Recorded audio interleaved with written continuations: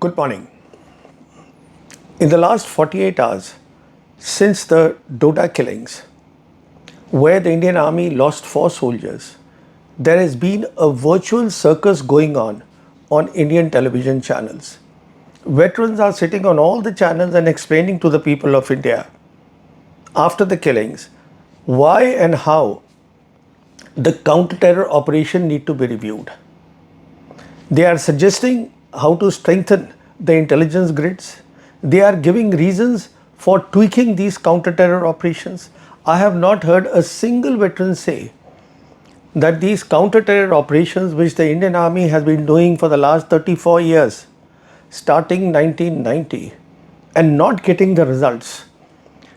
The time has come for the Indian Army to abandon these operations. It is high time that something new should be thought. And this is all doable. And all these veterans are fully aware that this war cannot be won by the Indian Army for the simple reason that when a terrorist has a secure base, has a sanctuary, it is the terrorist who has the initiative over the Indian Army, because he will decide the time, place and quantum of attack. And this is the reason for the last 34 years, in this period, we have lost over 6,500 soldiers with averages 200 soldiers per year. It's a huge number. So here is my point.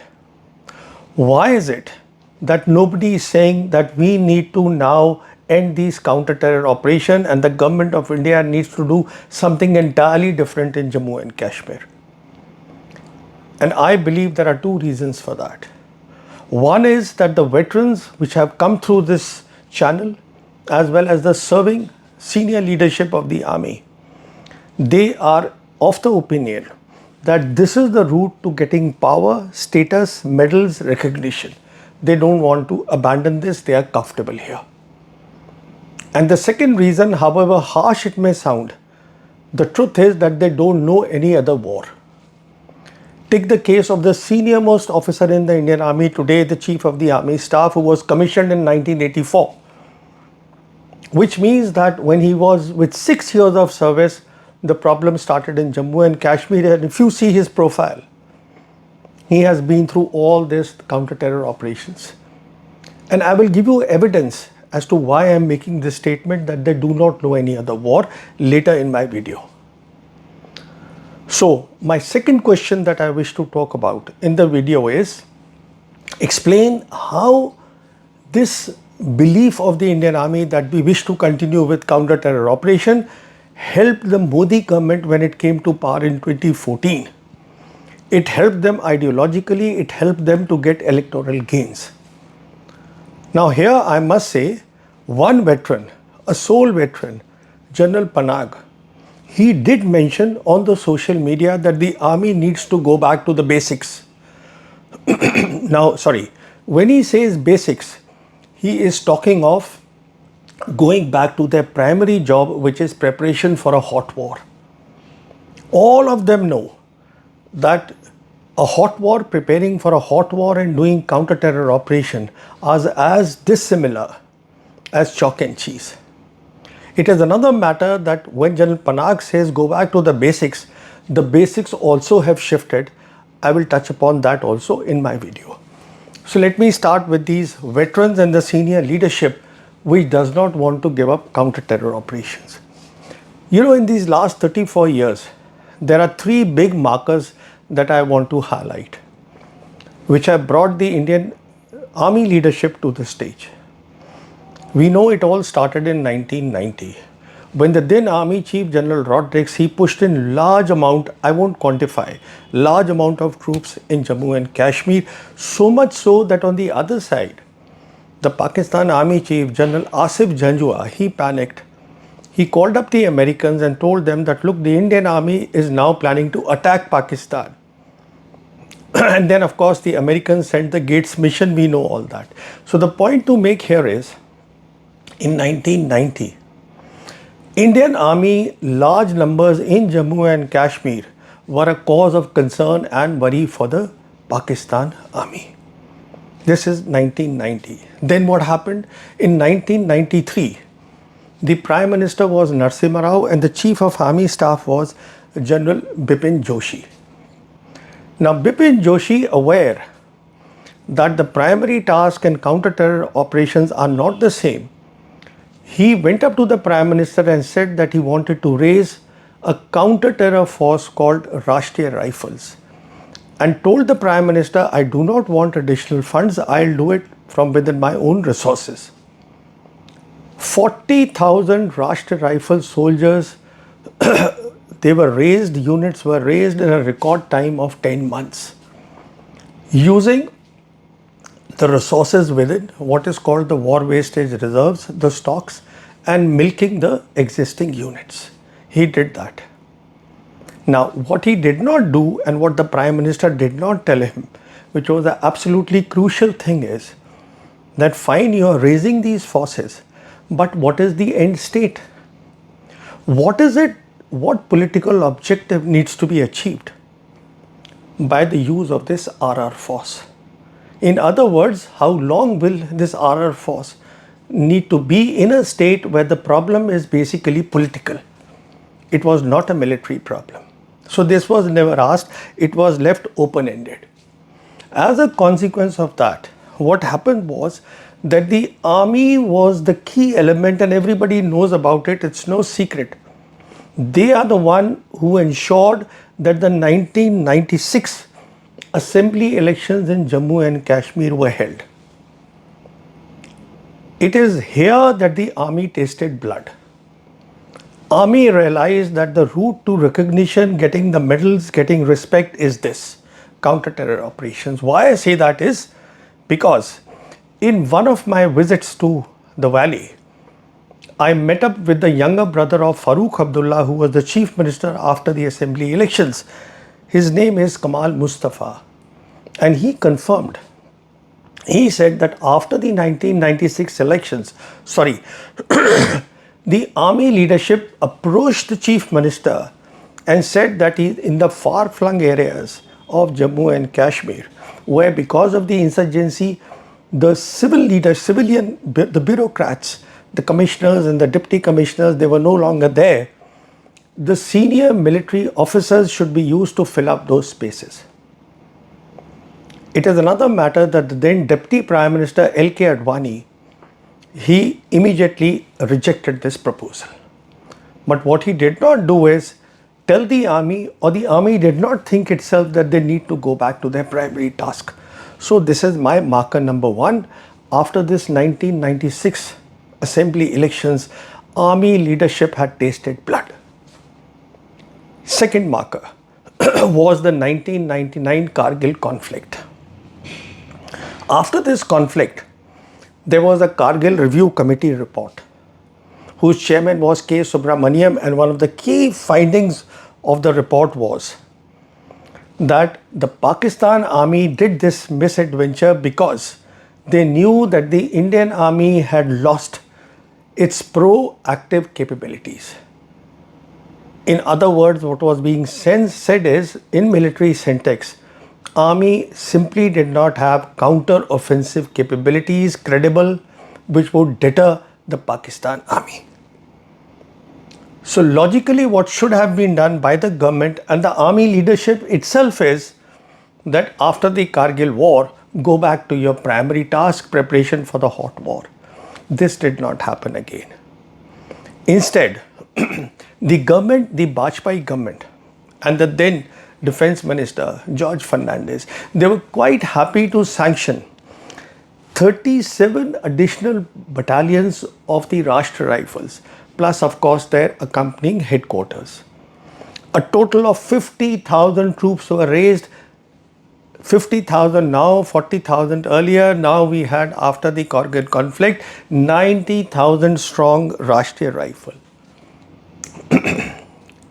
And it was at this juncture, when the Indian Army was raising all these RR units, that General Musharraf, he did a master stroke. On 26th of November 2003, he declared a unilateral ceasefire because he was fully aware that the Indian Army was trying to put a fence on the line of control, and that was being prevented because of the artillery fire being fired from both sides. So he offered this ceasefire. Indian army accepted. The artillery guns, they fell silent. And Musharraf was right. The then Army Chief General Nirmal Vij, he put up the fence and he took credit for that. And even today, you ask any military leadership, they say this was one of the great things done by Vij. So what was done is, under Operation Diwar, Operation Wall, this fence was created on the 1st of July 2004. I spoke to Vijay's predecessor, General Padmanabhan, and he told me that when Vij had asked my counsel on the fence, I advised him, do not put up the fence. It's an active border and it will create a Maginot effect on the forces, effect of the Maginot line. That is the defensive mindset. But which nevertheless went and he went ahead and he erected the fence. And that is precisely what has happened. And the advantage this gave to Musharraf was, now Musharraf was very clear, the fence has been erected. These people will only keep doing counter-terror operation within their own area. Whereas my forces can do exactly what they wish to do, their routine training can carry on. And that is what happened. So the point I am making is, this was a big marker. This again a negative thing, creation of the fence done by NC Vij. The third marker, UPA government came to power. A.K. Anthony became the defense minister, the longest serving defense minister from 2006 to 2014. But his approach was completely hands off. He gave total free hand to the army. The army was free to do whatever they wanted. And what did they do? The army went ahead and adapted an informal approach of giving counter-terror operations a priority over the hot war. In 2007, the army released the Sub-Conventional Warfare Doctrine, which is basically a doctrine for the counter-terror operation. So within the army, it was very clear that this is your priority, hot war is not the priority. And they made the changes also by 2009 in the School of Instructions, where the young officers come. Instead of earlier what used to happen, the infantry training, the infantry tactics, that was substituted for the counter-terror operations training right from the beginning. So, and I remember in 2014, one of the then retired Director General Military Operations, who I used to know well, he told me that generalship today is fighting small wars.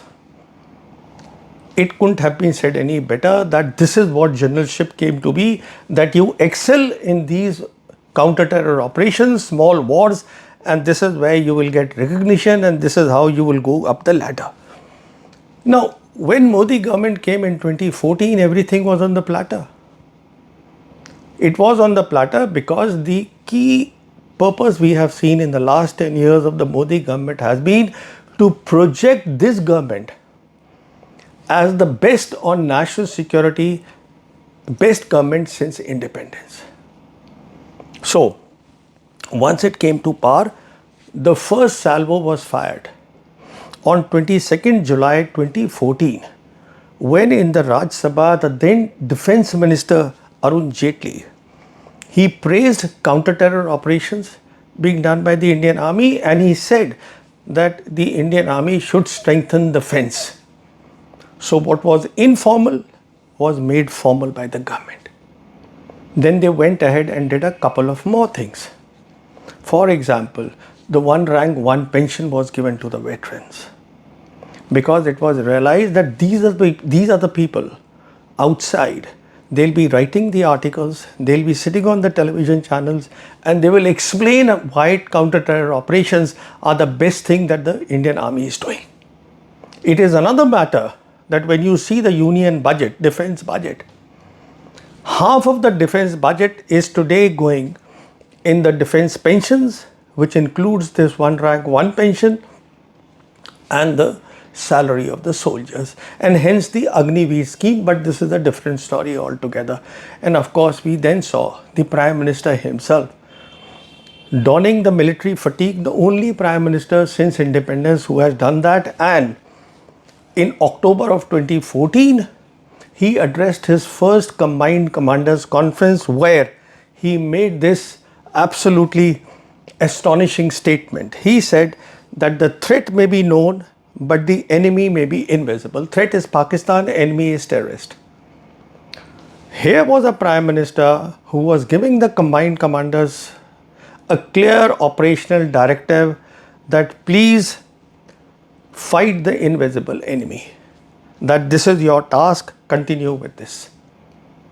So the veterans were happy, the serving senior leadership was happy, and hence we had the 2016, the infamous surgical strike, and we had the 2019 Balakot air attacks, where nobody has asked in the Balakot air attacks that you did this operation, where is your damage assessment? Where is the picture? Where are the pictures of the damage that you've done at the target end?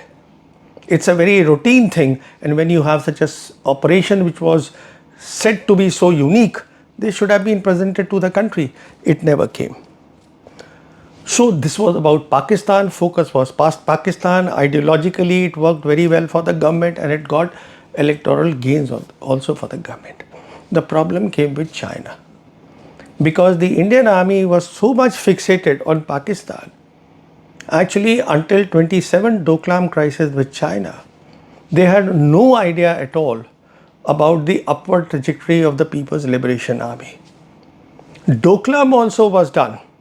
Again, muscle flexing was done by the Indian army, because it was seen as a tactical operation where the Indian army was seen to have an advantage, a tactical advantage. It is another matter, they never read into the details why the PLA had done this.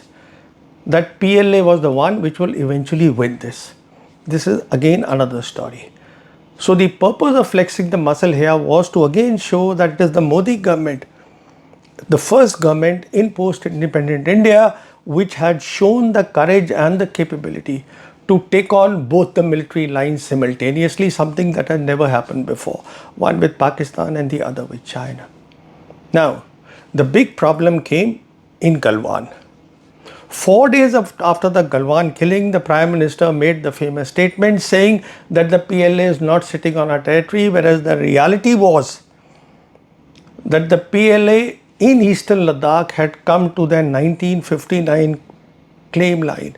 Now, coming back to the point that I made earlier, that the Indian army is not ready for a hot war. It does not understand that war. And the evidence of that is, if you see the restructuring of the Indian military which is underway, where the CDS and all the leadership has declared that the Indian army will be the lead service in a war, whether it is with Pakistan or with China. This is incorrect. This is not how a modern war will play out. If there is a war with Pakistan, Pakistan militarily is a peer competitor. So against Pakistan, Indian army will be one of the services and not the lead service in a war. And against PLA, a militarily superior force, Indian army will be least important in a war with PLA. This is the reality. Now let me give you two bottom lines, and they are extremely sad. First is that more of these terror attacks will keep happening. We will keep losing more young soldiers. This will not stop. And the second is that our threats to our national sovereignty, they have increased, while the competence of the Indian military has not been able to keep pace with them. The deterrence does not exist. Thank you so much.